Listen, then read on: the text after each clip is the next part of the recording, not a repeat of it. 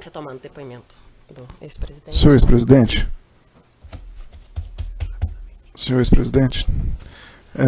Então, só para concluir, o Jacob Bittar, ele não foi acolhido, ele chegou a passar semana lá. Isso. E que época que aconteceu que ele ficou lá com você passando, ou uma semana, ou algumas semanas, eu não sei. Isso foi, me parece que 2000 e... Foi a partir de 2005, 2006, por aí. Ok.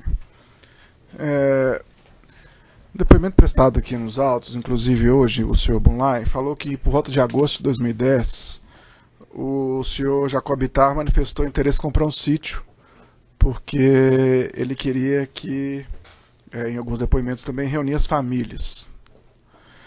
Dentro desse contexto de amizade com o senhor, você chegaram a conversar sobre isso? Não. Em algum momento? É isso que eu fico muito fulo da vida, porque como é que as pessoas decidem? O Zé Carlos Bunlai conversou com o Jacob Bittar, o mínimo que eu esperava é que ele falasse para mim, olha, você vai comprar um sítio para quê? Não, eu não estou perguntando ao senhor quando foi comprado ou quando você tomou conhecimento. Eu estou perguntando se nas suas relações de amizade com o senhor Jacob Bittar, não, esse assunto entrou em discussão. Nunca. Ok. Em depoimento, o senhor Fernando Bittar relatou que vocês, o senhor presidente e a dona Marisa, poderiam usar o sítio como quiserem. O senhor pode falar um pouco disso, por gentileza? Quando eu fiquei sabendo do sítio, ou seja, que o sítio era do Jacob Bittar, que eu fui lá, eu fiquei sabendo que o Jacob Bittar tinha dito para a dona Marisa que poderia colocar lá parte do acervo. Uma parte do acervo foi colocado no Banco do Brasil, que eram as coisas que tinham valor, que estão lá até hoje. Outra parte do acervo foi colocada em contâneres, sobretudo papel mais valioso, e foi guardado que empresa foi? Graneiro. E o que foi lá para casa era dois tipos de coisa. Primeiro, eu posso até dizer de forma pejorativa, tralha, que era roupa, camisa de time de futebol, muitas, a Polícia Federal foi lá, deve ter achado, sabe, de todos os times do Brasil. Jaleco de fotógrafo, tinha uns 50 tapetes, sabe, de tudo quanto é lugar lá, e bebida, muita cachaça, sabe, um pouco de uísque e vinho de menos qualidade, que eu também não conhecia, tá? E que denunciaram que era uma adega, na verdade era um quarto, sabe, que se alguém dissesse que era adega para o entendedor, mandava prender, porque era um quarto que não tinha nem ar-condicionado, nem refrigeração para guardar vinho. Então era isso. Então o Jacob Bittar tinha essa preocupação. Hoje, na minha opinião, o Jacob Bittar tinha outra coisa. Tá? O Jacob Bittar, eu acho que ele tinha, na consciência dele, a preocupação do que ele ia fazer quando a gente deixasse a presidência. Sabe? Então eu acho que quando ele comprou o sítio pensando em ele estabelecer um lugar para que ele pudesse convidar a gente e passar, sabe, tempo junto. Okay. E ele era muito amigo da Marisa. A Marisa tratava ele com uma fidalguia e com um respeito profundo. E eu acho que ele se sentia confortavelmente bem, sabe, com a dona Marisa, porque ela tratava ele com dignidade. Então a pergunta é se os senhores tinham liberdade para usar o sítio como quiserem, como o Fernando Bittar disse à época, como quisesse. Eu, na verdade, gostava de usar quando eles estavam lá. Ok, mas os senhores tinham liberdade de usar? Não, eles disseram que eu podia utilizar. Ok. Também no depoimento que o senhor prestou no aeroporto de Congonhas, o senhor relatou o seguinte: eu fui conhecer o local no dia 15 de janeiro. Sei também dito pelo companheiro Fernando, pelo Jacob Bittar e pelo Jonas, que uma das ideias deles era não só que eu tivesse um lugar para descansar, mas também que eu tivesse alguma coisa para guardar, tralhas de Brasília, que é muita tralha que a gente ganha. Então, além dessa questão das tralhas, que o senhor usou essas palavras, também era uma ideia que o senhor pudesse descansar lá no local? Sim. Ok. No depoimento que o senhor prestou em Congonhas... Até hoje tem muita gente que oferece, o Lula quer passar um dia na praia, quer passar um dia no... Sabe? Ok, senhor ex-presidente. Senhor ex-presidente, no depoimento que o senhor prestou no aeroporto de Congonhas, o senhor... No aeroporto de Congonhas... Na condução coercitiva que foi declarada depois que o fato está validado, né, doutor? O Supremo deu eficácia para frente, né, doutor? Não é discussão, porque o acordo da STF foi explícito nesse sentido. Mas eu posso prosseguir com minhas perguntas. Senhor ex-presidente, no depoimento que o senhor prestou no aeroporto de Congonhas, o senhor relatou que era uma sacanagem da imprensa sobre a divulgação do sítio, porque aquilo era sigiloso, aquilo era segredo. O que o senhor quis dizer com isso? Eu quero dizer que é o seguinte, que um presidente da República, que deixou a presidência da República com 87% de bom e ótimo, não tinha o direito de colocar o pé numa praia, não tinha o direito de colocar um pé no hotel, não tinha o direito de chegar no aeroporto. Sabe? Não tem, se um dia você ficar famoso, você vai perceber o quanto é difícil. Quanto é difícil. Você, na verdade, fica prisioneiro. Tá? Prisioneiro. Tanto que eles sabiam que o lugar que eu me sentia mais confortável era ou no Torto ou no Alvorada. Porque lá eu tinha segurança de que ninguém estava bisbilhotando, sabe, a presidência da República. Tá? É por isso, sabe, que era importante que tivesse isso. Tudo bem, senhor ex-presidente. Senhor ex-presidente, qual é a frequência de utilização do sítio de Atibaia por você e por Dona Marisa? Não sei, querido, não sei. Mas uma média. Se eu estivesse viajando, sabe, eu ia menos, se eu não estivesse viajando, eu ia mais, e dependendo de quanto que o Jacó poderia ir. Tá. Senhor ex-presidente, o senhor tinha intenção de comprar o sítio? Eu, na verdade, pensei em comprar o sítio para agradar a Dona Marisa em 2016. Eu tive pensando, porque se eu quisesse comprar o sítio, eu tinha dinheiro para comprar o sítio. Acontece que o Jacobitá não pensava em vender o sítio. Ok. O Jacobitá tinha aquilo como patrimônio. Eu queria exibir para o senhor ex-presidente o evento 2, anexo 286, excelência, que é uma minuta de escritura de 2012, em que consta o senhor ex-presidente e a senhora ex-primeira-dama como adquirentes do sítio. Isso em 2012. Isso foi apreendido na sua residência. Lá em 2012, o senhor tinha interesse em comprar o sítio? Não, então por que esse documento foi encontrado na sua casa? Porque também alguém tinha interesse de vender. Alguém tinha interesse de comprar? Sabe? Não. Não? Nem sei. Mas tem o nome do senhor aí. Não, veja. Mas se for feita uma minuta, se foi o Fernando Bittar que fez a minuta, ou foi o Jacob Bittar que fez a minuta, sabe? Obviamente que, como eu era amigo deles, eles poderiam ter oferecido para mim. Eu, se quisesse comprar o sítio, eu teria comprado, porque eu tinha dinheiro para comprar o sítio. Ok. Eu não comprei o sítio e não comprei em 2016, que teve outra minuta. Ok. E por que esse documento foi encontrado em sua residência, senhor ex-presidente? Ora, porque se a ideia era tentar mostrar que o Lula deveria comprar, deveria ter entregue lá em casa. Tá? Okay. Deveria ser entregue. Isso foi entregue ou para mim, ou para minha mulher, ou para alguém. Ok. Qual é o erro de ter sido montado da minha casa se foi feito para entregar para nós? Senhor ex-presidente. Se tivesse da casa do vizinho, que era complicado. O senhor Emílio, em depoimento prestado nessa ação penal, ele relatou que tinha muito apreço pelo senhor. Quem? O senhor Emílio Odebrecht. Ele relatou que tinha muito apreço pelo senhor porque o senhor era um homem que sabia ouvir as demandas da organização. E eu por ele. Ok. E, nesse contexto, ele alegou que tratava com você de assuntos da Petrobras e assuntos relacionados ao setor petroquímico.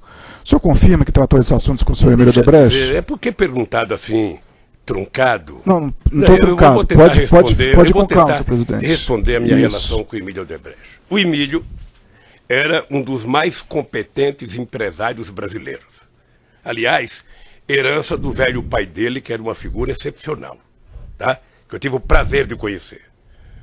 Tá? A minha relação com o Emílio era uma relação de um homem preocupado não apenas com o desenvolvimento do Brasil, mas preocupado com o desenvolvimento da economia brasileira em relação ao mundo.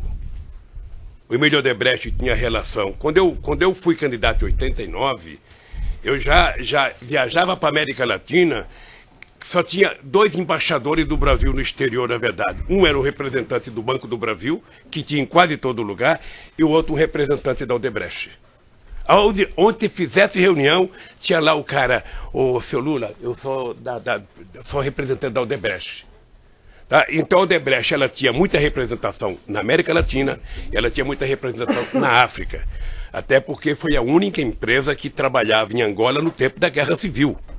Ela atendia tanto os interesses do Zé Eduardo, que ganhou a Guerra Civil, quanto do líder da oposição, sabe? Eles conseguiam conviver. Bom, com base nisso, eu tinha uma relação com o Emílio, uma relação profissional, republicana, decente, digna e respeitosa.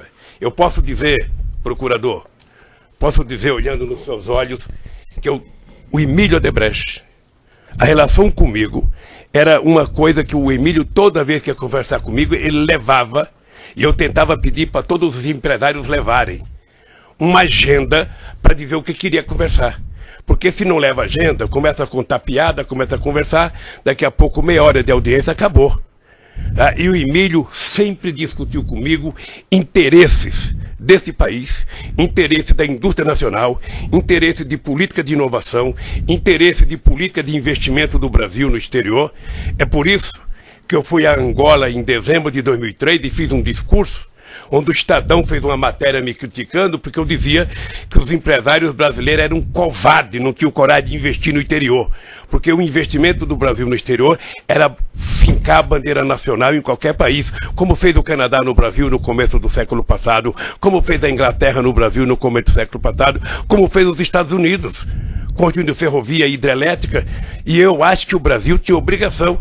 E isso eu discutia com o Emílio, eu discutia com outros empresários. O setor do álcool, eu passei um tempo tentando convencer o setor sucroalcooleiro a utilizar a África para vender etanol para a Europa. Senhor ex-presidente, o senhor Emílio realmente gostava muito do senhor, ele até ficou envergonhado no Ministério Público, não lembrou a data do seu aniversário. É, grave. E naquela oportunidade... Ele devia ter me mandado um presente. Naquela oportunidade, ele apresentou algumas agendas com pautas do setor petroquímico, essas agendas aí que o senhor falou que pedia. Então, ele tratou com o senhor sobre a petroquímica? Não necessariamente. Eu estou perguntando. Na verdade, eu estou perguntando. A pergunta tem um pressuposto que não pode ser... Ele já foi perguntado no começo. O senhor tratou sobre essas questões petroquímicas com ele? Quando? Nessas várias audiências que o senhor teve. Em vários momentos a gente discutia indústria química, petroquímica, óleo, gás. Ótimo. Isso é discutido com todos os empresários. Tudo bem, senhor ex-presidente. Aliás, discutia muito com a Abdib, que era a empresa, e com o Sindicato das Indústrias Pesadas no Brasil. Senhor ex-presidente, posso continuar a perguntar? Pode. Tudo bem. Se o senhor te interromper, se o senhor quiser falar, o senhor pode Não, pode pedir uma falar. parte. Senhor ex-presidente, o Paulo Gordilho, da OAS, ele relatou também que o Léo Pinheiro gostava muito do senhor e que o senhor tinha ajudado bastante a empresa OAS e que você foi muito importante para o Léo Pinheiro. Como é que foi isso? Deixa eu dizer, ó, sem nenhuma falsa modéstia, todos os empresários deveriam gostar muito de mim. Não, o senhor Léo Pinheiro gostava muito do senhor. Deveriam o Paulo gostar. Gordilho Eu falou. nunca tive coragem de perguntar se eles tinham votado em mim alguma vez, porque acho que nenhum votou em mim. Porque para votar tinha uma questão de pele. E aí o Lula já não cabe mais. Mas todos me tratavam com respeito, todos. Do maior produtor de açúcar e álcool desse país, a maior construtor civil, ao maior banco do Brasil, os bancos, todos me tratavam com muito respeito, porque eles viveram no meu governo o momento de ouro desse país. O Brasil nunca teve tanta credibilidade no exterior, nunca foi tão orgulhoso ter passaporte brasileiro no exterior, nunca se gerou tanto emprego. Eu agora fico com pena quando eu vejo, tem brasileiro indo para Portugal para procurar emprego, tem brasileiro... No meu tempo de governo, as pessoas voltavam de Portugal, voltavam do Japão para trabalhar aqui no Brasil. De tanto emprego que a gente gerou, 20 milhões de empregos. Então, todos eles. A OAS saiu de menos de 20 mil empregados para não sei quantos milhares de empregos. A Odebrecht saiu de não sei quanto para quase 200 e pouco mil empregados. A Petrobras saiu de 30 para 80. Então, todos, na verdade, todos eles deveriam, sabe, me agradecer pelo período que o Brasil viveu no meu governo. Então, gostar de mim, eu não diria que é obrigação. Okay, mas é um dever presidente. deles. E aí o seu Léo Pinheiro falou, olha, o Lula foi muito importante para a OAS, ele nos ajudou. Como que foi isso, senhor presidente? Porque a quantidade de obras. Só, procurador, quando eu cheguei na presidência da República, esse país era tratado como se fosse uma republiqueta de bananas. Eu lembro de uma briga que eu tive quando o presidente do BNDES e o presidente da Petrobras diziam que esse país não tinha capacidade de produzir navios. Em relação a essa especificamente? Hein? Em relação à Não, empresa que sabe o que acontece? Não tem uma relação de ajudar um. Foi ajudada a economia brasileira. O senhor lembra que nós terminamos o meu mandato crescendo a 7,5%. O comércio varejista chegou a quase 14%. Nunca os pobres foram. Sabe, até nesses shoppings aqui de Curitiba, dos ricos, os pobres passaram a frequentar. O pobre não queria mais ir em feira popular, queria ir no lugar que o pobre tem direito de ir. E esse país virou outro país. Então não é nada específico à OAS, é a todas as empresas, todas elas. O Léo Pinheiro gostava Pode do pensar. senhor, como todos os empresários. Agora todos deviam. Eu acho que todos me respeitavam profundamente e eu os respeitava profundamente. Ok, senhor presidente. E duvido ainda, procurador, duvido, para terminar, eu duvido que você encontre um empresário, mesmo esse da Van que ajudou o Collor agora com o Zap, se esse cara um dia foi procurado pelo Lula para pedir 5 centavos. Porque a relação de respeito que eu adquiri com eles e que impunha a eles não admitia que qualquer empresário conversasse comigo sobre 5 centavos. E não admitia quem frequentasse a minha casa discutir negócio, sabe, de governo. Governo eu discutia até a meia-noite dentro do palácio. Quando eu ia para casa cuidar da minha família. Senhor presidente, o Bunlai, no depoimento que foi aproveitado nesses autos, ele alegou que efetuou um empréstimo no Banco Chaim e isso estava causando vários problemas para ele, que ele estava impossibilitado de operar com bancos, estava incluído no CADIM. Ele chegou a confidenciar isso com o senhor? Eu vi a denúncia pelos jornais. E o Bunlai conversava... Somente ele é que sabe se ele pegou dinheiro com quem quer que seja com o Chaim, com o Itaú. Tá? E esses problemas pessoais que ele teve com esse empréstimo? Hein? Esses problemas pessoais que ele teve com o empréstimo? Eu não sei qual é o problema pessoal que ele teve. não comentou com o senhor. Hein? Ele não comentou com o senhor esses também não sei. problemas. Okay. Ele sabia que era proibido discutir qualquer assunto que não fosse a relação familiar.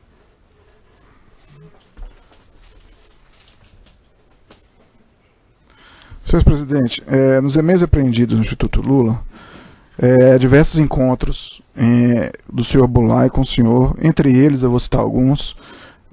No dia 6 de março de 2014, o senhor Bunlai e o senhor encontraram com o embaixador do Catar. Por qual motivo esse encontro do Bunlai com o senhor? Procurador, sabe que perguntar uma reunião de um ex-presidente da República com um empresário ou com um embaixador, eu certamente recebi mais empresários no Instituto do que eu recebia com o presidente da República, que eu tinha mais tempo livre. E todas as pessoas que me procuravam para discutir, sabe, como nós vamos fazer o Brasil voltar a crescer, como nós vamos fazer com que a economia do Brasil volte a ser respeitada. Olha, se alguém trouxe alguém do Catar, eu não sei se foi para discutir o assunto de Olimpíadas ou de futebol, mas eu não sei se teve o embaixador do Catar comigo. Se tiver na minha agenda, deve ter tido alguma razão. Mas eu recebi muitos empresários. Okay. Recebi muitos empresários, muitos embaixadores, muitos ex-presidentes, muitos primeiros-ministros. Existe um encontro também do senhor Bunlai e o senhor André Esteves com o senhor no Instituto Lula. Qual motivo teria esse encontro? Na verdade, existe um apontamento, não necessariamente a existência do Eu vou encontro. corrigir a pergunta, senhor ex-presidente. Existe um apontamento de um encontro do senhor com o André Esteves e com o Bunlai. Não lembro se eu tive com o André Esteves. Ok. Junto com o Bunlai. Senhor ex-presidente, existe um apontamento quanto a isso. Por qual motivo você acha que pode ter tido um assunto em comum? Sabe? Algum assunto em comum que o senhor possa ter tido com eles?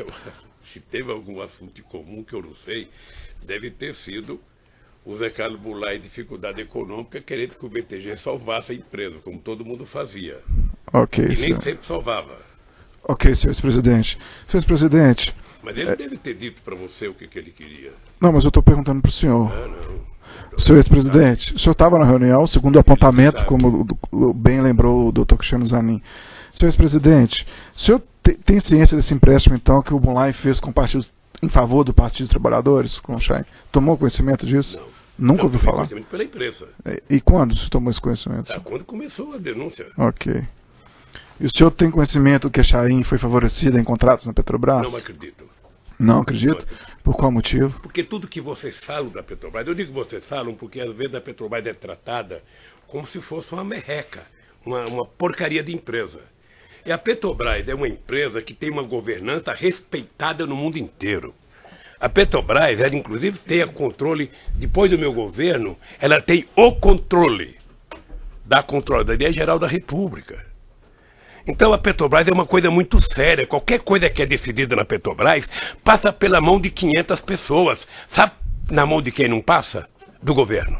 Mas, senhor presidente, apesar de todo esse rigor aí da controladoria interna da Petrobras, várias pessoas, inclusive como colocou a sua excelentíssima juíza, devolveram aqui milhões e milhões de dólares que eram fruto de propinas. E mesmo nessas condições, o senhor não acredita que houve um favorecimento da Chaim? Veja, se houve a corrupção da Petrobras, que dizem que houve, essas pessoas têm que ser presas, sabe, e têm que pagar o que pegaram. Tá? Isso está totalmente correto. O que eu acho é que isso não é por conta, sabe, de investigação, de licitação, que ela é feita com rigor. Sabe, se depois que estão lá dentro alguém, por exemplo, eu disse aqui para o juiz Moro que só tinha um brasileiro que sabia que o Paulo Roberto era o que foi, era o Moro. Porque como ele teve uma relação com o Youssef durante muitos anos, e o Youssef era o cara, então ele conhecia que era o Paulo Roberto, ninguém mais conhecia. Só se sabia que ele era um funcionário de 30 anos de carreira. Então, se alguém, depois que entrou, virou ladrão, ou se alguém, sabe, participou de uma licitação honesta e ganhou, e depois resolveu, daquele problema, pagar a propina, eu, sinceramente, a palavra propina também é uma coisa nova no dicionário brasileiro, porque eu acho que teve muita gente, é opinião minha, fazendo evasão fiscal e depois encontrou muito mais cômodo achar um culpado, que era a tese da concussão. Arruma um culpado, joga em cima dele e livra a sua cara. E o senhor tomou conhecimento como foi quitado esse empréstimo do Bunlai com o Chaim? O senhor tomou conhecimento? Não, porque o Bunlai não tinha que prestar conta para mim. Tá, mas o senhor não tomou Prestar conhecimento. conta para a Receita Federal. Ok. Senhor presidente, o senhor tomou conhecimento que o Bunlai efetuou as obras no sítio, no Atibaia? Não. Não tomou em nenhum momento? Não. Nenhum momento? Não, momento. Já perguntou, já Em respondeu. nenhum momento o senhor indagou quando você teve encontro com ele sobre o custo dessas obras? Em nenhum momento, quando o senhor encontrou com ele, o senhor indagou sobre o custo de obras? Não. Não, porque não era, o sítio não era meu, eu não tenho obrigação de Ok. perguntar e de saber. Senhor presidente, nos e-mails apreendidos no Instituto Lula, há registro de encontros com o senhor Kumbulai em 2011, em 16 de janeiro de 2012, em 29 de março de 2012, em 12 de junho de 2012, em 3 de julho de 2012, Que e é 28 registros de apontamentos de encontros entre o senhor e o Bulai no Instituto Lula. 2012, 28 de agosto de 2012, 3 de setembro de 2012, 19 de dezembro de 2012, 6 de março de 2014. Nesses diversos encontros, o senhor nunca indagou ele sobre essas obras que ele fez no sítio? A minha relação de amizade com o Bunlai não permitia Não permitia. que eu desse a ele qualquer ousadia de falar qualquer coisa de dinheiro comigo. Ok, senhor Então, se o Zé presidente. Carlos Bunlai fosse ao Instituto, o Zé Carlos Bunlai era aposentado, morava em São Paulo e poderia ir no Instituto quantas vezes ele quisesse. Ok. Senhor presidente, o senhor falou que a imprensa, depois que a imprensa divulgou isso, o senhor tomou conhecimento, não foi isso? Foi. E na divulgação da imprensa está lá a questão do Bunlai, que tinha feito as obras para o senhor. Depois dessa divulgação, o senhor não perguntou para ele sobre isso, não quis pagar por essas obras? Não perguntei porque o sítio tem dono. O dono do sítio chama-se Fernando Bittar. E o senhor perguntou para o Fernando Bittar? É que vocês começaram dizendo que era meu sítio. Eu estranhei agora a doutora juíza dizer que... Eu estranhei porque eu passei 4 anos eu também apanhando porque o estranhei, sítio era senhor meu. presidente, porque- E agora o sítio desapareceu. Eu também estranhei, senhor presidente, porque a denúncia está lá há muito tempo, a sua defesa poderia ter te explicado Sabe? isso. Não, Se ela não fez, não, infelizmente não é um papel do Ministério Público. O Ministério Público Está dizendo ressalva até que a questão na da propriedade denúncia- da empresa ainda está sendo investigada, não tem isso? É na essa denúncia? ressalva. Então o Ministério A questão Público que da- fez a está, na questão verdade, da propriedade Mas da da mesma sua coisa. acusação. Tá, é dito, mas não é essa a acusação. Não, Mas a não é mesma essa coisa acusação. aconteceu, procurador, a acusação mesma é coisa lavagem de aconteceu, dinheiro nas veja, obras. a mesma coisa aconteceu, eu tô há muitos Senhor anos, presidente, se você não estiver satisfeito não tem, com- pera um pouquinho, não tem nenhum ser humano nesse país que tenha apanhado mais da imprensa do que eu por mentiras contadas a meu respeito. E eu, com 73 anos, faço um esforço muito grande de não perder o humor, de não deixar que o ódio tome conta de mim, porque eu acredito que nós vamos ainda, neste país, provar quem está com a verdade e quem está mentindo. Então, eu passei, sabe, um monte de tempo, sabe? O Lula é dono de uma chácara. Eu falava, não sou, gente, o Lula é dono, eu não sou. Agora, nem da chácara me perguntaram mais, porque não é minha. Foram perguntar de uma obra de uma chácara que não é minha. A mesma coisa aconteceu, procurador, você sabe disso, do apartamento. Eu passei 5 anos dentro do apartamento, não é meu, não é meu, não é meu. Aí o que aconteceu com o apartamento? O Moro dá um julgamento aqui. Eu sou acusado por fato indeterminado. O apartamento não tem que a Petrobras, mas eu estou no Lava Jato. E foi colocado na Lava Jato pelo Ministério Público só para me trazer para cá. Senhor presidente, eu posso fazer o questionamento? O senhor deveria aguardar a resposta dele. Ele está fugindo ao tema, doutor. Ele está fugindo ao tema, doutor. É só isso, é só isso. Compreenda que, embora eu tenha um casco duro, eu respeito o senhor presidente. Se uma bala pega no mesmo lugar, muitas vezes machuca. E eu estou cansado. Eu estou cansado de mentira. A mentira é contada aqui e é transformada em verdade pela imprensa. Senhor presidente, eu tenho o maior respeito pelo senhor. O senhor está aqui para se defender e a oportunidade do senhor é essa. E se o senhor quiser ficar em silêncio, o senhor tem essa oportunidade. Sabe por que eu não posso me defender aqui? Sabe por quê? Porque quando vocês dizem uma coisa, dá 20 minutos no Jornal Nacional. Esse outro aqui, que é meu advogado, ele dá uma resposta, não passa 2 segundos. Senhor presidente, então é uma desproporção isso. Nós vivemos na democracia, o processo é público. Mas eu posso questionar o senhor? A democracia é mais para um do que para os outros. Não, uma questão de ordem, excelência. Não, doutor. É uma questão de ordem. Eu acho que isso está previsto em lei. Uma questão de ordem. Que questão de ordem? Seja a questão de ordem é a seguinte. Vossa Excelência, a pedido do Ministério Público, inclusive, contra a posição da defesa, disse que vai aproveitar um depoimento relativo ao caso Triplex. Então, o senhor presidente estava, inclusive, fazendo referência ao caso que Vossa Excelência decidiu aproveitar o depoimento. Então, me parece que aproveitar o depoimento sem dar a ele a oportunidade de falar sobre o assunto configura um cessamento de defesa. Esse fato já está julgado, senhor Joaquim. Eu diria a Vossa Excelência... Cristiano, o que vai ser aproveitado daquele depoimento são os fatos relativos a essa denúncia, mas não a relativa ao Triplex. E ele está atacando algo que já foi decidido. Certo, mas não dá para pensar uma coisa em detrimento de outra. Então vamos para a próxima pergunta. Eu só pediria a Vossa Excelência, educadamente e cordialmente, que fosse possível o depoente, nesse ato que ele pode fazer a sua autodefesa, que ele pudesse completar as respostas e desenvolver os raciocínios necessários para a concretude do ato. Mas se ele fugir do assunto e começar com um discurso político, doutor, infelizmente eu estou comandando a audiência, eu vou ter que cortar. Doutora, inclusive, o problema é que esse assunto não tem um tema específico, porque inventou-se 2 palavras mágicas. O PowerPoint e o contexto. Isso já foi passado no passado. E nessas 2 palavras parece uma caçamba de jogar problema. Vamos às perguntas. Então tudo está dentro do contexto, porque a mentira tem que ser... Senhor presidente, o senhor está aqui para se defender, se eu fico tranquilo, se for mentira. Se for mentira, o órgão acusador do Ministério Público ele não tem interesse em condenar pessoas por fatos que são falsos. Então o senhor fica tranquilo com relação a isso. Vocês já conseguiram até me tirar do processo eleitoral. Senhor presidente, não foi... Porque eu sabia que se eu fosse candidato eu ganhava no primeiro turno das eleições. A primeira coisa foi me condenar de forma apressada para me tirar. Pelo Quem tempo. tirou